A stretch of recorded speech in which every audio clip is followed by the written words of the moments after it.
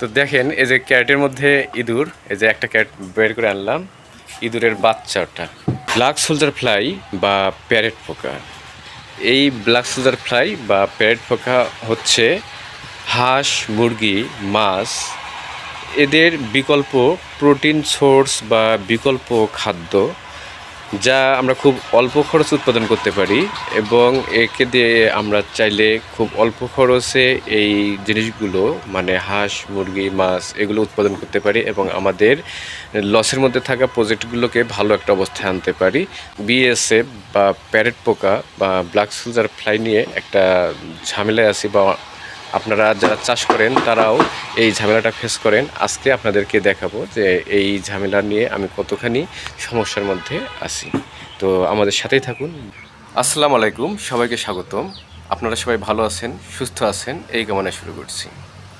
Black soldier fly বিষয়ক আমি last যে ভিডিও আপনাদেরকে দেখিয়েছি বা দিয়েছি, সেই ভিডিওতে বলেছিলাম অর্থনৈতিক কিছু সমস্যার কারণে আমরা যেভাবে আশা করেছিলাম বা যেভাবে একটা প্ল্যান ছিল প্রথম অবস্থায় এই নতুন প্রজেক্টে সেভাবে রান করা সম্ভব হয়নি।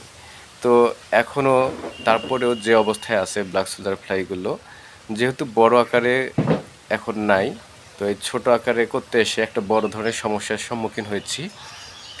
এবং সমস্যাটা এমন যে আমার কাছে লার্ভা পিউপা যেগুলো আছে, দেখা যাচ্ছে যে আজকে ধরেন 5 কেজি আছে, একদিন পরেই সেটা দেখা যাচ্ছে যে হাফ কেজি বা 1 কেজি হয়ে আছে। তো এইটা একটা খুব বড় আকারের সমস্যা হয়ে দাঁড়িয়েছে। এই সমস্যাটার কারণ হচ্ছে ইঁদুর। বিভিন্নভাবে কন্ট্রোল করার চেষ্টা করছিলাম কিন্তু কন্ট্রোল করতে পারিনি। আর আমাদের এই ঘরটা, মানে যে ঘরটা আপনি দেখতে পাচ্ছেন আমাদের পিছনে, এখানে অনেক ধরনের জিনিস স্টোর করা থাকে। যেমন এখানে পিছনে অনেক ধরনের বস্তা দেখতে পাচ্ছেন। আরও যদি ঘুরে ঘুরে দেখাই, তো অনেক ধরনের গার্বেজ জাতীয় জিনিস বা যত ধরনের জিনিস আছে সবগুলো এই ঘরেই থাকে। আবার এইখানেও লার্ভা। তো প্রজেক্টটা অনেক বড় এবং অনেক ধরনের জিনিস আছে। হয়তো আমরা অর্থনৈতিক কারণে অ্যাডভান্স হতে পারছি না, তো তারপরেও দেখা যাচ্ছে বিভিন্ন ধরনের জিনিস এখানে আছে যেগুলো এই ঘরেই থাকে। এই কারণে ইঁদুরের এখানে হিউজ পরিমাণ উৎপাত। এখন মানে কত বড় যে এটা উৎপাত আপনাদেরকে বলে বোঝানো শেষ করা যাবে না।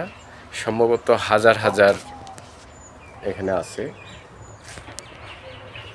এর আগে আমি একটা বেড়াল এনেছিলাম, একটা বেড়াল ছিল। তো বেড়ালটা যতদিন ছিল ইঁদুরের যন্ত্রণা কমে গেছিলো, অনেকটা কন্ট্রোল করে ফেলছিল ওই একটা বিড়ালেই। কিন্তু বিড়ালটা মারা যাওয়ার পরে আবারও অনেক ইঁদুর হয়ে গেছে। তো আমরা এখন চেষ্টা করব যে নতুন করে আবার এখানে বেড়াল আনতে। বেড়াল যদি থাকে, যদি শিকারি বিড়াল হয়, মানে ভালো মানের শিকারি বিড়াল হয়, তাহলে ইঁদুর আপনার ওই একটা বিড়ালেই কন্ট্রোল করে ফেলতে পারবে। এমনও দিন গেছে যে একটা বিড়ালে আমার দেখাতে যে 4-5টা ওকে আমি মারতে দেখছি। তাহলে ও দেখাতে আর কত বিড়াল মারছে সেটা আসলে বলা যাবে না। এখন যেমন আমরা এই যে ক্যারেটগুলো, যেগুলো লার্ভার ক্যারেট, এই ক্যারেটগুলো যখন এখানে বের করতেছি, দেখা যাচ্ছে বের করে আনার পরে সেখান থেকে ইঁদুরের বাচ্চা লাফ দিয়ে যাচ্ছে। তো দেখেন এই যে ক্যারেটের মধ্যে ইঁদুর, এই যে একটা ক্যারেট বের করে আনলাম, ইঁদুরের বাচ্চাটা। তো এইরকম অসংখ্য ইঁদুর, বা অসংখ্য বললেও ভুল হবে, শত শত হাজার হাজার ইঁদুর আছে এই প্রজেক্টে। তো এখন যেহেতু বিড়াল নাই, বিড়াল না থাকার কারণে ইঁদুরের উৎপাত বেড়ে গেছে। কোনো কোনো ক্যারেটে হয়তো 250 গ্রাম হয়ে আছে, কোথাও হাফ কেজি থাকতে পারে, 1 কেজি কোথাও নাই। তো এই ক্যারেটটাই হয়তো হাফ কেজি হলে হতে পারে। আপনারা দেখতে পাচ্ছেন এই যে লার্ভাগুলো।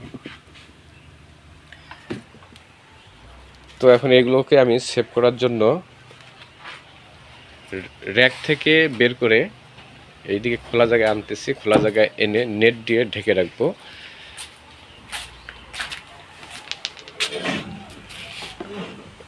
এই যে এখানে দেখতে পাচ্ছেন অনেক কম লার্ভা, এখানে অনেক কম লার্ভা শেষ করে ফেলতেছে, এই একটা অবস্থা। তো তো এখানে এনে খাবার দিয়ে রাখবো, খাবার দিয়ে তারপর নেট দিয়ে ঢেকে রাখবো, না হলে একবার নির্বংশ হয়ে যাবে এই একটা অবস্থা, অথবা আমি প্রোডাকশন ইনক্রিজ করতে পারবো না। সে ব্ল্যাক সোলজার ফ্লাই করতেছেন তারা এই সিস্টেম করবেন যে ব্ল্যাক সোলজার ফ্লাইয়ের ঘরটা নিট অ্যান্ড ক্লিন, বিভিন্ন ধরনের যে গার্বেজগুলো থাকবে সেই গার্বেজগুলো যেন না থাকে, তাহলে ইঁদুর একটা উৎপাত কম হবে। এছাড়া আপনারা ওইখানে বিড়াল পালতে পারেন, বিড়াল খুব একটা ভালো সমাধান।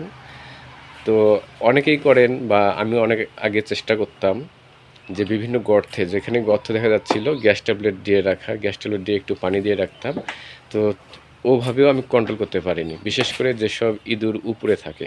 আপনি মাটিরগুলো কন্ট্রোল করতেছেন, কিন্তু উপরে এগুলো কী হয়ে থাকবে, যেগুলো ছাদে থাকে এই ছাদেরগুলো কন্ট্রোল করা যায় না, অথবা দেখা যাচ্ছে এরা এই ক্যারেটের ভিতরেই ওদের জীবনযাপন করতেছে, তো এইগুলো তো কন্ট্রোল করতে পারবেন না। এর জন্য এটার ভালো সমাধান বিড়াল পালা। তো আমরা আবার চেষ্টা করব বিড়াল সংগ্রহ করার জন্য।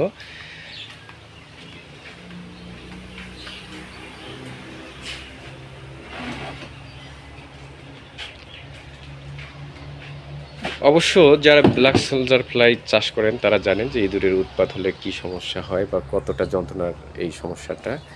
তো যাই হোক, আজকের ব্ল্যাক সোলজার ফ্লাই বিষয়ক ভিডিওটা এ পর্যন্তই। আপনাদের যদি ভিডিওটা ভালো লাগে তাহলে লাইক, কমেন্ট এবং সাবস্ক্রাইব করে রাখবেন, এবং আমাদের জন্য দোয়া করবেন যেন আমরা আমাদের সমস্ত সমস্যাগুলো কাটিয়ে এই প্রজেক্টটাকে কাঙ্ক্ষিত স্থানে নিয়ে যেতে পারি। দেখা হবে পরবর্তী ভিডিওতে। এ পর্যন্ত আপনারা সবাই ভালো থাকবেন, সুস্থ থাকবেন, এই কামনা শেষ করছি। আল্লাহ হাফেজ, আসসালামু আলাইকুম।